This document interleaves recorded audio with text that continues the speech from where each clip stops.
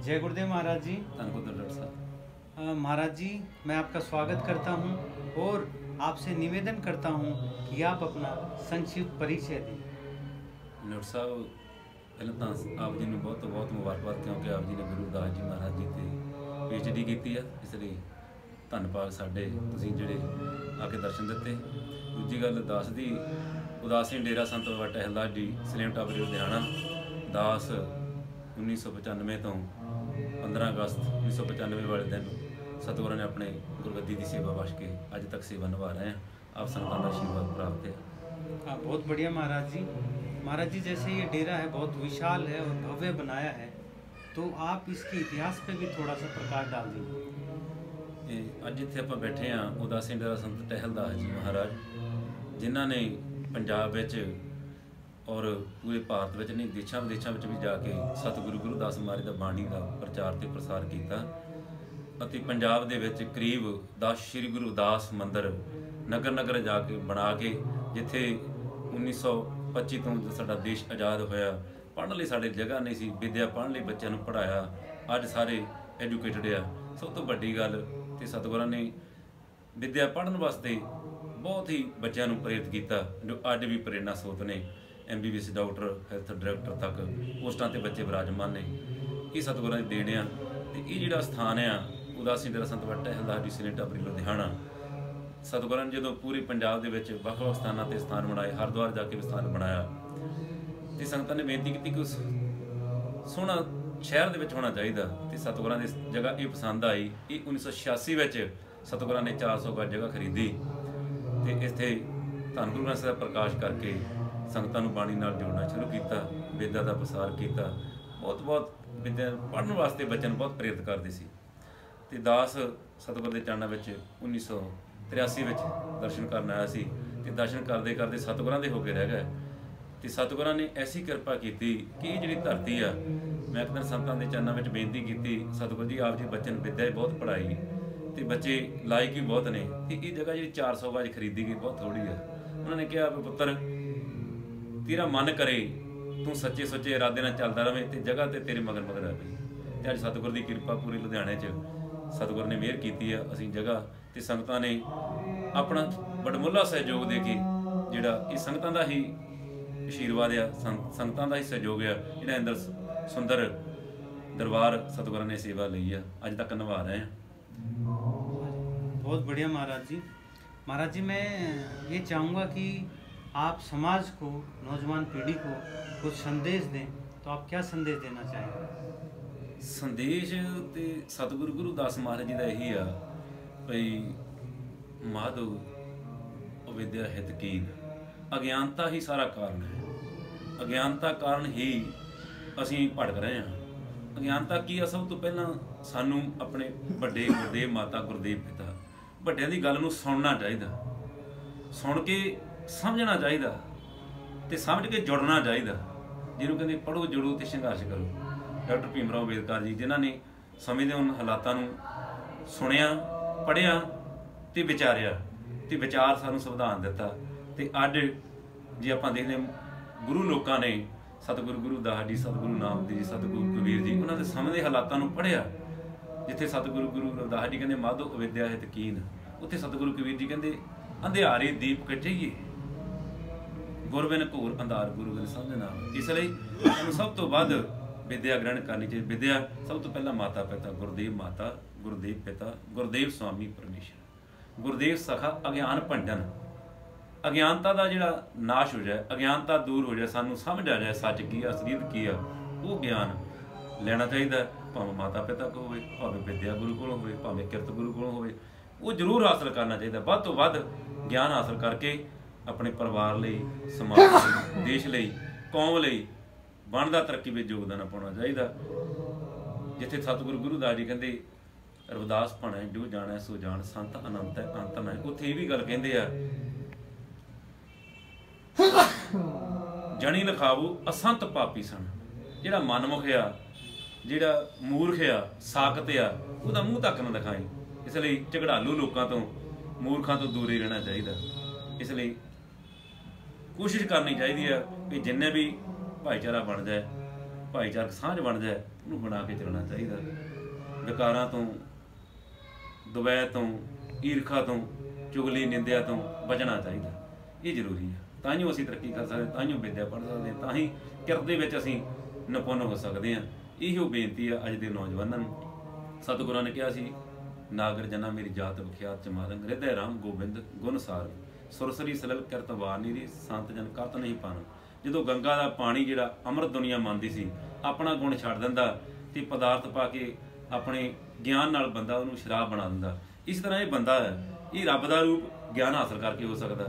ਜੇ ਅਸੀਂ ਵਿਕਾਰਾਂ ਵਿੱਚ ਫਸ ਜਾਂਦੇ ਹਾਂ, ਅਸੀਂ ਨਸ਼ਈ ਵਿਕਾਰੀ ਤਬਾਹ ਹੋ ਜਾਂਦੇ। ਉਸੇ ਨੂੰ ਗੁਰੂ ਦਾਸ ਜੀ ਨੇ ਕਿਹਾ ਸੀ, ਤੜ ਤਾੜ ਅਪਵਿੱਤਰ ਘਰ ਮਾਨੀ ਰੇ, ਤਾੜੀਦਾਰ ਨੂੰ ਅਪਵਿੱਤਰ ਮੰਨਿਆ ਜਾਂਦਾ ਹੈ। ਤੇ ਉਹਦੇ ਉੱਤੇ ਜਦੋਂ ਰੱਬੀ ਬਾਣੀ ਸਤਿਗੁਰਾਂ ਨੇ ਭਗਤ ਭਗਵਤ ਲਿਖੀ ਤੇ ਉਪਰੀ ਪੂਜੇ ਕਰਨਾ ਨਮਸਕਾਰ ਦੁਨੀਆ ਅੱਜ ਤੱਕ ਨਾ। ਇਸ ਤਰ੍ਹਾਂ ਜਿਹੜਾ ਹਿਰਦਾ ਰੱਬੀ ਗੁਣਾਂ ਨੂੰ, ਆਪਣੀ ਤੇ ਮੁਕਤਾ ਦੀ ਭਲਾਈ ਲਈ ਭਾਵ ਆਪਣੇ ਗਿਆਨ ਨੂੰ, ਜਿਹੜੇ ਕਿਰਤ ਨੂੰ ਜਦੋਂ ਮਨੁੱਖਤਾ ਦੀ ਭਲਾਈ ਲਈ ਲਾਉਂਦਾ ਤੇ ਦੁਨੀਆ ਉਹਨੂੰ ਫਿਰ ਰੱਬ ਕਰਕੇ ਪੁੱਜਦੀ ਹੈ। ਇਹਨੂੰ ਕਿਰਤ ਵਿੱਚ ਪਾਇਆ, ਇਹਨੇ ਮੈਨੂੰ ਗਿਆਨ ਦਿੱਤਾ। ਇਸ ਲਈ ਗਿਆਨ ਹੀ ਹੈ ਜਿਹੜਾ ਸਮਝ ਹੀ ਹੈ, ਵਿਚਾਰ ਹੀ ਹੈ, ਉਪਦੇਸ਼ ਹੀ ਹੈ ਗੁਰੂ ਲੋਕਾਂ ਦਾ, ਜਿਹੜਾ ਅਸੀਂ ਅਪਣਾ ਕੇ ਆਪਣੀ ਜ਼ਿੰਦਗੀ 'ਚ ਤਰੱਕੀਆਂ ਕਰ ਸਕਦੇ ਹਾਂ। ਉਹ ਕਰਨੀਆਂ ਚਾਹੀਦੀਆਂ। ਗਿਆਨ ਕੋਈ ਵੀ ਹੋ ਸਕਦਾ, ਕਿਰਤ ਦਾ ਵੀ ਹੋ ਸਕਦਾ, ਵਿਦਿਆ ਦਾ ਵੀ ਹੋ ਸਕਦਾ। ਤਬ ਲਗ ਵਿਦਿਆ ਕੋ ਪੜੋ, ਜਬ ਲਗ ਘਟ ਮੈਂ ਪ੍ਰਾਨ, ਤਹਾਂ ਧਨੀ ਪਹੁੰਚੇ ਨਹੀਂ, ਜਹਾਂ ਪਹੁੰਚੇ ਵਿਦਵਾਨ। ਤੇ ਧਨੀ ਲੋਕ ਪਿੱਛੇ ਰਹਿ ਜਾਂਦੇ ਆ, ਗਿਆਨ ਵਾਲਾ ਅੱਗੇ ਨਿਕਲ ਜਾਂਦਾ। ਇਸ ਲਈ ਗਿਆਨ ਸਭ ਤੋਂ ਵੱਧ ਹਾसिल ਕਰਨਾ चाहिए। बहुत बढ़िया महाराज जी, आप जो है पदों की बहुत अच्छे से व्याख्या कर रहे हैं। तो मेरे मन में एक जिज्ञासा है, जो सत्संगत मिल रही है माधो जैसे मधुक मखीरा, इस पे भी एक बार थोड़ी सी व्याख्या कर देंगे आप। सतगुरु गुरु दास जी महाराज जी बड़मुल्ले बचन सानू सिखाउण वास्ते गुरु लोगों ने अपने ते ढुका के वचन कीते। महाराज बचन शुरू किया, कहते तुम चंदन, हे परम पिता परमेश्वर, तुसी चंदन दी न्याई हो। चंदन ਦੇ ਵਿੱਚ ਸੱਪ ਲਿਪਟਿਆ ਹੋਵੇ, ਉਹ ਸੁਗੰਧੀ ਦੇਣੀ ਬੰਦ ਨਹੀਂ ਕਰਦਾ, ਸ਼ਾਂਤੀ ਭੰਗ ਨਹੀਂ ਕਰਦਾ ਆਪਣੀ। ਇਸ ਲਈ ਪਰਮੇਸ਼ਰ, ਅਸੀਂ ਕਈ ਵਾਰੀ ਕਹਿੰਦੇ ਪਰਮੇਸ਼ਰ ਤੂੰ ਮਾੜਾ ਕੀਤਾ, ਪਰ ਸਤਿਗੁਰੂ ਗੁਰੂ ਦਾਸ ਜੀ ਕਹਿੰਦੇ ਤੁਸੀਂ ਚੰਦਨ ਦੀ ਨਿਆਈ ਆ, ਸ਼ਾਂਤੀਆਂ ਸੁਗੰਧੀ ਦਿੰਦੇ ਆ। ਤੁਹਾਡੇ ਟਾਹਣੀ ਟਾਹਣੀ ਦੇ ਸੱਪ ਲਿਪਟ ਜਾਂਦਾ, ਜ਼ਹਿਰ ਉਗਲਦਾ, ਪਰ ਤੁਸੀਂ ਸੁਗੰਧੀ ਦੇਣੀ, ਸ਼ਾਂਤੀ ਕਦੀ ਆਪਣੀ ਭੰਗ ਨਹੀਂ ਕਰਦੇ, ਗਾਉਂਦੇ। ਇਹ ਤੁਹਾਡਾ ਗਾਉਣ ਆ। ਤੇ ਮੈਂ ਤਾਂ ਅਰੰਡ, ਤੁਮ ਚੰਦਨ ਹਮ ਅਰੰਡ ਵਾਪਰੇ, ਅਸੀਂ ਤਾਂ ਅਰੰਡ ਸੀ। ਅਰੰਡ ਦੇ ਵਿੱਚੋਂ ਦੁਰਗੰਧੀ ਆਉਂਦੀ ਆ, ਕਿਸੇ ਕੰਮ ਨਹੀਂ ਆਉਂਦਾ, ਕੋਈ ਖਾਣਾ ਨਹੀਂ ਚਾਹੁੰਦਾ। ਪਰ ਸਤਿਗੁਰ ਕਿਰਪਾ ਕੀਤੀ, ਤੁਸੀਂ ਸੰਗ ਤੁਮਾਰੇ ਵਾਸਾ, ਤੁਹਾਡੀ ਸੰਗ, ਤੁਹਾਡੇ ਨਾਲ ਰਹਿਣ ਦਾ ਮੈਨੂੰ ਸੁਭਾਗ ਪ੍ਰਾਪਤ ਹੋ ਗਿਆ, ਤੁਹਾਡੀ ਸੰਗਤ ਮੈਨੂੰ ਨਸੀਬ ਹੋ ਗਈ। ਸੰਗ ਤੁਮਾਰੇ ਵਾਸਾ ਨੀਤ ਰੋਕ, ਜਿਸ ਅਰੰਡ ਦੀ ਕੋਈ ਸੰਬੰਧ ਹੀ ਨਹੀਂ ਸੀ ਲੈਣਾ ਚਾਹੁੰਦਾ, ਦੁਰਗੰਧੀ ਤੋਂ ਦੂਰ ਭੱਜਦਾ ਸੀ, ਕੋਈ ਨੇੜੇ ਨਹੀਂ ਸੀ ਹੁੰਦਾ, ਕਿਸੇ ਕੰਮ ਨਹੀਂ ਸੀ ਆਉਂਦਾ। ਤੇ ਕੀ ਹੋਇਆ, ਬਾਵਨ ਚੰਦਨ ਸੰਬੰਧ ਪਾਉਣ ਗਾਉਣ ਕਰੇ। ਚੰਦਨ ਦੇ ਵਿੱਚੋਂ ਸੁਗੰਧੀ ਨਿਕਲਦੀ ਆ, ਹਵਾ ਜਿਹੜੀ ਸੁਗੰਧ ਪੈਦਾ ਕਰਦੀ ਆ। ਲਾਗੀ ਜਾਹੀ ਜਾਹੀ, ਚੰਦਨ ਤੋਂ ਹਵਾ ਚੱਲੀ, ਸੁਗੰਧੀ ਲਈ, ਅਰੰਡ ਦੇ ਲੱਗੀ, ਉਹਦੀ ਦੁਰਗੰਧੀ ਖਤਮ ਕਰ ਦਿੱਤੀ। ਜਦੋਂ ਦੁਰਗੰਧੀ ਖਤਮ, ਉਹਦੇ ਵਿੱਚ ਚੰਦਨ ਦੀ ਸੁਗੰਧੀ ਆਉਣੀ ਸ਼ੁਰੂ ਹੋ ਗਈ। ਜਦੋਂ ਅਸੀਂ ਦੁਕਾਨ ਤੇ ਗਏ, ਅਰੰਡ ਸੀ ਜਿਹੜੀ, ਅਸੀਂ ਅੱਜ ਵੀ ਜਾਂਦੇ ਦੁਕਾਨਾਂ ਤੇ, ਅਸੀਂ ਜਿਹੜਾ ਚੰਦਨ ਲਿਆਉਂਦੇ ਆ ਉਹ ਡੁਪਲੀਕੇਟ ਹੁੰਦਾ, ਪਰ ਭਾਅ ਚੰਦਨ ਦੇ ਮਿਲਦਾ। ਇਸ ਤਰ੍ਹਾਂ ਗੁਰੂ ਦਾਸ ਜੀ ਕਹਿੰਦੇ ਅਸੀਂ ਤਾਂ ਅਰੰਡ ਸੀ, ਨਿਗੁਣੇ ਸੀ, ਸਾਡੇ 'ਚ ਕੋਈ ਗੁਣ ਨਹੀਂ ਸੀ। ਇਹ ਤੁਸੀਂ ਕਿਰਪਾ ਕੀਤੀ ਆ, ਸੰਗ ਤੁਮਾਰੀ ਵਾਸਾ ਨੀਚ ਰੂਖ ਤੇ ਊਚ ਪਏ ਹੈ। ਅੱਜ ਦੁਨੀਆ ਸਾਨੂੰ ਨਮਸਕਾਰਾਂ ਕਰਦੀ, ਕਿਉਂਕਿ ਤੁਹਾਡੇ ਗੁਣ, ਗਿਆਨ, ਵਿਚਾਰ, ਵਿਦਿਆ ਸਾਡੇ ਹਿਰਦੇ ਵਿੱਚ ਵਸ ਗਈ ਹੈ। ਗੁਣਾਂ ਨੂੰ ਅਸੀਂ ਧਾਰਨ ਕਰ ਲਿਆ ਹੈ। ਜਿਹਦੇ ਪਰਛਾਵੇਂ ਤੋਂ ਦੁਨੀਆ ਭੈਟ ਕਰਦੀ ਸੀ, ਅੱਜ ਗੁਰੂ ਮੰਨ ਕੇ ਮੇਰੇ ਕੋਲੋਂ ਸਿੱਖਿਆ ਲੈਣ ਵਾਸਤੇ ਉਹ ਗੁਣ ਜਿਹੜੇ ਤੁਸੀਂ ਮੈਨੂੰ ਦਿੱਤੇ ਆ, ਉਹ ਲੈਣ ਵਾਸਤੇ ਆਉਂਦੇ ਆ। ਤੁਮ ਚੰਦਨ ਹਮ ਅਰੰਡ ਵਾਪਰੇ, ਸੰਗ ਤੁਮਹਾਰੀ ਵਾਸਾ ਨੀਚ ਰੂਖ ਤੇ ਊਚ ਪਏ ਹੈ।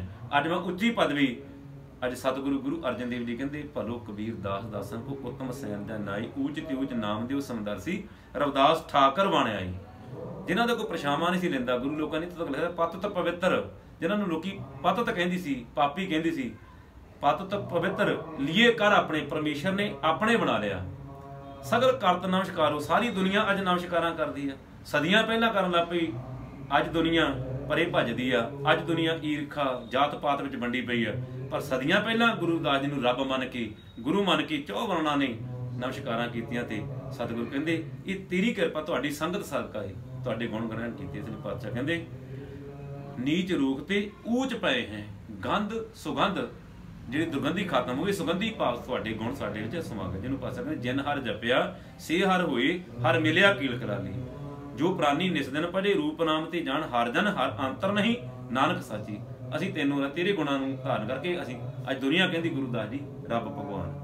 ਇਸ ਲਈ ਪਾਸਾ ਕਹਿੰਦੇ ਨੀਚ ਰੂਪ ਤੇ ਊਚ ਪਏ ਹੈ, ਗੰਧ ਸੁਗੰਧ ਨਿਵਾਸਾ ਮਹਦੂ। ਸਤ ਸੰਗਤ ਸੱਚੀ ਸੁੱਚੀ ਤੁਹਾਡੀ ਸੰਗਤ ਮੈਂ ਗ੍ਰਹਿਣ ਕੀਤੀ ਹੈ। ਜੇ ਅਸੀਂ ਅੱਜ ਕੁਝ ਪ੍ਰਾਪਤ ਨਹੀਂ ਕੀਤਾ ਤੇ ਅਸੀਂ ਸਤਿਗੁਰਾਂ ਦੇ ਸੱਚੀ ਸੁੱਚੀ ਸੰਗਤ ਗ੍ਰਹਿਣ ਨਹੀਂ ਕੀਤੀ। ਸੰਗਤ ਦਾ ਕੀ ਗੁਣ ਆ? ਪਾਤਸ਼ਾਹ ਕਹਿੰਦੇ ਸੰਗਤ ਕਿੱਦਾਂ ਕਰਨੀ ਆ? ਰੇ ਮਨ ਐਸੀ ਹਾਰਸਿਓ ਪ੍ਰੀਤ ਕਰ, ਜੈਸੀ ਜਲ ਦੁੱਧ ਹੋਏ। ਕਹਿੰਦੇ ਜੇ ਪ੍ਰੀਤੇ ਕਰਨੀ ਆ, ਪ੍ਰੇਮੇ ਕਰਨਾ ਤੇ ਸੰਗਤ ਕਰਨੀ ਆ ਤੇ ਦੁੱਧ ਤੇ ਪਾਣੀ ਵਰਗੀ ਕਰ। ਦੁੱਧ ਦੇ ਕੋਲ ਪਾਣੀ ਗਿਆ, ਪਹਿਲੀ ਗੱਲ ਪਾਣੀ ਨੂੰ ਦੁੱਧ ਨੇ ਆਪਣੇ ਕੋਲ ਥਾਂ ਦਿੱਤੀ। ਜਿਹੜਾ ਪਾਣੀ ਅੱਜ 20 ਰੁਪਏ ਲੀਟਰ ਵਿਕਦਾ, ਜਦੋਂ ਦੁੱਧ ਦੇ ਵਿੱਚ ਚਲੇ ਗਿਆ, ਭਾਵੇਂ ਸਪਰੇਟਾ ਅਸੀਂ 55 ਰੁਪਏ ਖਰੀਦਦੇ ਆ ਆਪ। ਪਹਿਲਾ ਗੁਣ ਜਦੋਂ ਆਪਾਂ ਪਾਣੀ ਦਾ ਗੁਣ ਛੱਡਿਆ, ਦੁੱਧ ਨੇ ਗ੍ਰਹਿਣ ਕਰ ਲਿਆ, ਉਹਨੂੰ ਆਪਣੇ ਕੋਲ ਜਗ੍ਹਾ ਦਿੱਤੀ, ਉਸੇ ਸਾਡੇ 20 ਰੁਪਏ ਦਾ ਮੁੱਲ 50 ਰੁਪਏ ਹੋ ਗਿਆ। ਬਿਲਕੁਲ। ਰੀਮਨ ਐਸੀ ਹਰਸਿਓ ਪ੍ਰੀਤ ਕਰ, ਜੈਸੀ ਜਲ ਦੁੱਧ ਹੋਏ। ਹੁਣ ਉਹ ਪਾਣੀ ਕਹਿੰਦਾ ਵੀ ਮੇਰੀ ਤਾਂ ਕੀਮਤ 20 ਸੀ, ਮੇਰੀ 50 ਹੋ ਗਈ। ਮੇਰਾ ਵੀ ਹੁਣ ਕੋਈ ਫਰਜ਼ ਬਣਦਾ ਵੀ ਮੈਂ ਦੁੱਧ ਦਾ ਕੋਈ ਸਤਿਕਾਰ ਕਰਾਂ, ਇਹਦੇ ਲਈ ਵੀ ਕੋਈ ਮੈਨੂੰ ਵੀ ਕੋਈ ਇਹਦਾ ਗੁਣ, ਇਹਦੀ ਉਪਮਾ ਦੇ ਵਿੱਚ ਕੋਈ ਕਹਿਣਾ ਚਾਹੀਦਾ। ਜਦੋਂ ਉਬਾਲਣ ਵਾਸਤੇ ਦਾ ਖੋਆ ਬਣਾਇਆ ਗਿਆ ਤੇ ਪਾਣੀ ਕਹਿੰਦਾ ਪਹਿਲਾਂ ਮੈਂ ਸੜੂੰਗਾ। ਉਵਟਣ ਆਪੇ ਖਪੇ, ਦੁੱਧ ਕੋ ਖਪਣ ਨਾ ਦੇ। ਪਾਣੀ ਕਹਿੰਦਾ ਤੂੰ ਮੇਰੇ ਲਈ ਕੁਰਬਾਨੀ ਕੀਤੀ, ਮੇਰੀ ਕੀਮਤ ਪੈ ਗਈ, ਤੇ ਤੋਂ ਪਹਿਲਾਂ ਮੈਂ ਖਤਮ ਹੋਊਂਗਾ, ਬਾਅਦ ਦੁੱਧ ਨੂੰ ਸੇਕ ਲੱਗੂਗਾ। ਇਸ ਤਰ੍ਹਾਂ ਸਾਨੂੰ ਵੀ ਚਾਹੀਦਾ। ਸਾਨੂੰ ਸਤਿਗੁਰਾਂ ਨੇ ਇਹ ਮਨੁੱਖਾ ਜੀਵਨ 84 ਲੱਖ ਜੂਨਾਂ ਵਿੱਚ ਭਟਕਦਿਆਂ ਨੂੰ ਮਿਲਿਆ, ਜਿਹਨੂੰ ਸਤਿਗੁਰੂ ਗੁਰੂ ਦਾਸ ਜੀ ਕਹਿੰਦੇ ਦੁਰਲੱਭ ਜਨਮ ਪੁੰਨ ਫਲ ਪਾਇਓ। ਪੁੰਨ ਕਰਮਾਂ ਵਾਲੇ ਜਿਹੜਾ ਪ੍ਰਾਪਤ ਹੋਇਆ, ਸਾਨੂੰ ਸਤਿਗੁਰਾਂ ਨੇ ਹਵਾ ਦਿੱਤੀ ਆ, ਪਾਣੀ ਦਿੱਤਾ, ਸੂਰਜ ਦਿੱਤਾ, ਸੋਹਣਾ ਸਰੀਰ ਦਿੱਤਾ, ਰਹਿਣ ਸਹਿਣ ਦਿੱਤਾ, ਸੰਗਤਾਂ ਦਿੱਤੀਆਂ, ਤੇ ਗੁਰੂ ਲੋਕਾਂ ਨੇ ਸਾਨੂੰ ਇਹ ਸੰਗਤਾਂ ਤਿਆਰ ਕਰਕੇ ਦਿੱਤੀਆਂ। ਜਿੱਦਾਂ ਅਸੀਂ ਅੱਜ ਆਪਣੇ ਆਪ ਨੂੰ ਸੰਤ ਕਹਾਉਂਦੇ ਆ, ਸੇਵਾਦਾਰ ਕਹਾਉਂਦੇ ਆ, ਸਾਡੇ ਨਾਲ ਸੰਗਤਾਂ ਜੁੜਦੀਆਂ, ਸਾਡਾ ਕਹਿਣਾ ਮੰਨਦੀਆਂ, ਤੇ ਸਾਡਾ ਫਰਜ਼ ਵੀ ਬਣਦਾ ਅਸੀਂ ਇਸ ਸਮਾਜ ਲਈ, ਇਸ ਕੌਮ ਲਈ, ਇਸ ਦੇਸ਼ ਲਈ ਆਪਣਾ ਬਣਦਾ ਯੋਗਦਾਨ ਪਾਈਏ। ਉਹਨੂੰ ਪਾਤਸ਼ਾਹ ਕਹਿੰਦੇ ਆ ਮਾਧੋ ਸਤ ਸੰਗਤ ਸਰਨ ਤੁਮਾਰੀ, ਮੈਂ ਸੱਚੀ ਸੁੱਚੀ ਤੁਹਾਡੀ ਸੰਗਤ ਗ੍ਰਹਿਣ ਕੀਤੀ। ਹਮ ਔਗਣ ਤੁਮ, ਅਸੀਂ ਤਾਂ ਔਗਣਿਆਰੇ ਸੀ, ਗੁਣਾਂ ਤੋਂ ਹੀਣੇ ਸੀ, ਤੁਸੀਂ ਪਰਉਪਕਾਰ ਕੀਤਾ, ਸਾਡੇ ਔਗੁਣਾਂ ਨੂੰ ਨਾ ਦੇ ਕੇ ਸਾਡੇ ਔਗੁਣਾਂ ਦੂਰ ਕਰਕੇ ਗੁਣ ਬਖਸ਼ ਦਿੱਤੇ ਸਨ।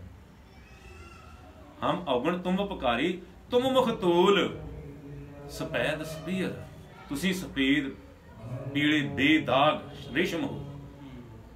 ਤੁਮ ਮੁਖ ਤੋਲ ਸਫੇਦ ਸਪੀਲ, ਹਮ ਵਾਪਰੇ ਜਸ ਕੀੜਾ, ਅਸੀਂ ਤਾਂ ਗੰਦਗੀ ਦੇ ਕੀੜੇ ਸੀ, ਤੁਸੀਂ ਸਾਨੂੰ ਪਾਤਸ਼ਾਹ ਥਾਪ ਦਿੱਤਾ।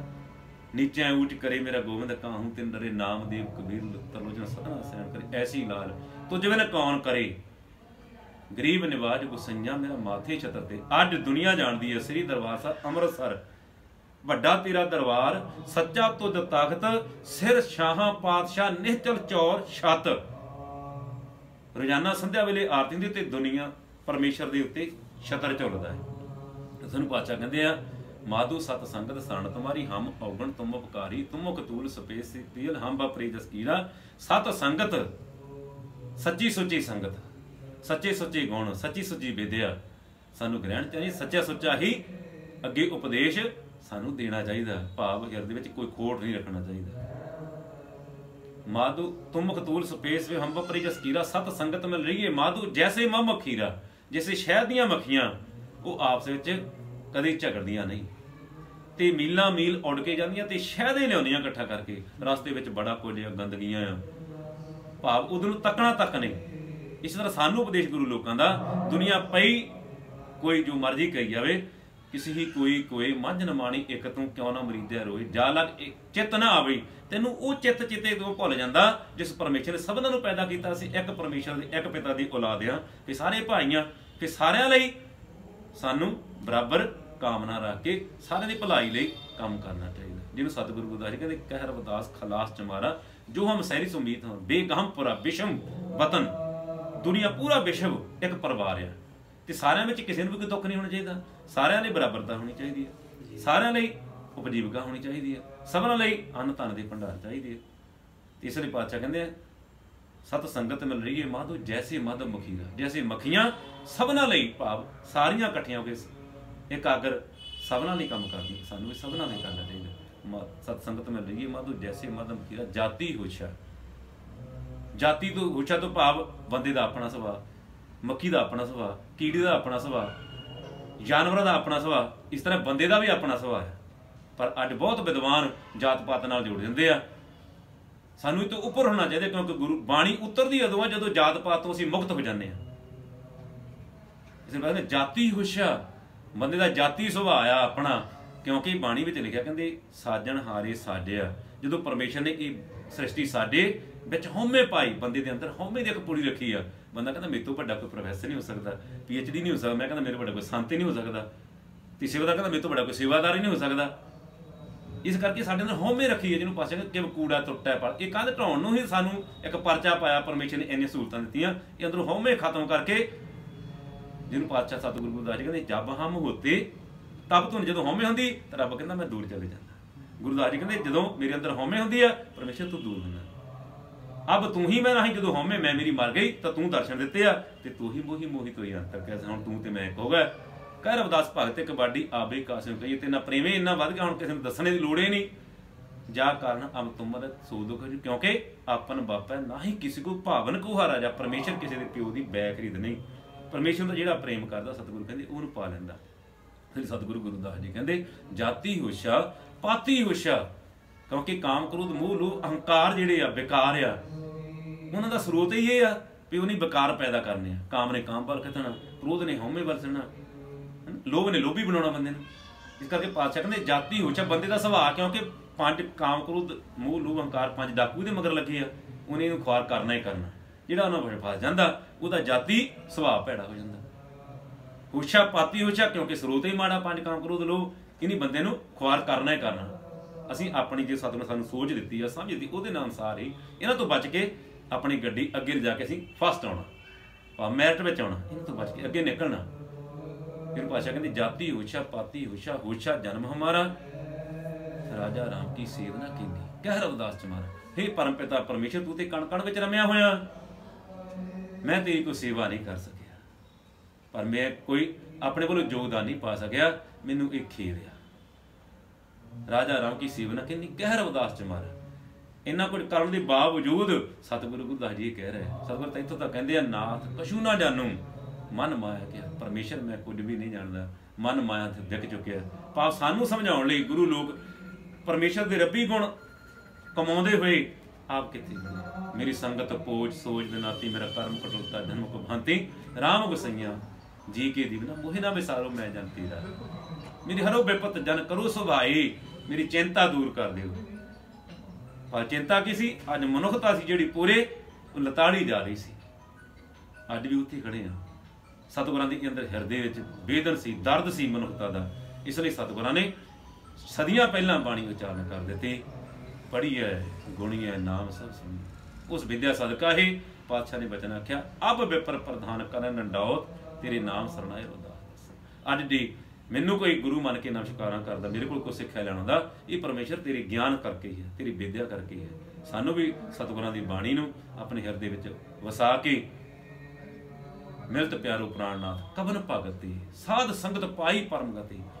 ਸਾਧੂ ਦੀ ਸੰਗਤ ਵਿੱਚੋਂ ਪਰਮ ਆਨੰਦ ਮਿਲਣਾ ਚਾਹੀਦਾ, ਪਰਮ ਰਸ ਮਿਲਣਾ ਚਾਹੀਦਾ, ਸ਼ਾਂਤੀ ਸੁੱਖ ਸੀਤਲਤਾ ਨਿਮਰਤਾ ਪਿਆਰ ਰਹਿਮਤ ਮਿਲਣੀ ਚਾਹੀਦੀ ਹੈ।